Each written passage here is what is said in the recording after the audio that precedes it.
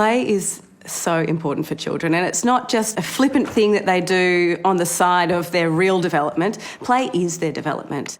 So on the one hand, it brings lots of joy and connection to family and to other children and for themselves, which of course is so important. But on top of that, there's a whole lot of other development that's happening. So within their brains, there's all these amazing connections being made neurologically as they're playing.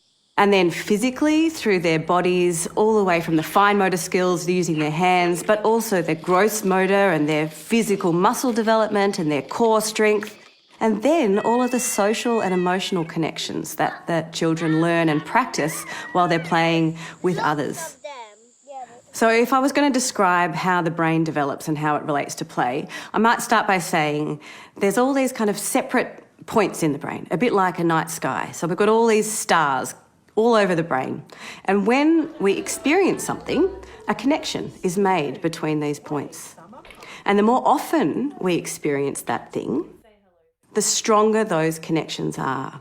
And you can see that in the way that children repeat things naturally during play. And that's because developmentally, their brains are making that connection nice and strong.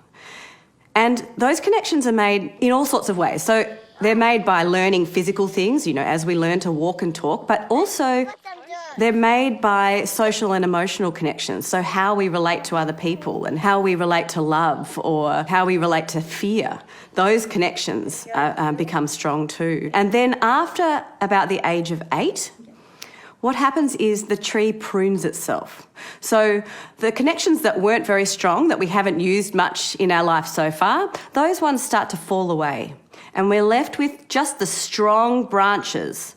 And those strong branches become the basis of our adult brain. And the way that relates to play is that play is like fireworks going off in the brain on a sensory level, on a cognitive level, on a physical level. So there's a lot of firing happening in the brain at the same time. So we're getting optimal brain development while children are playing.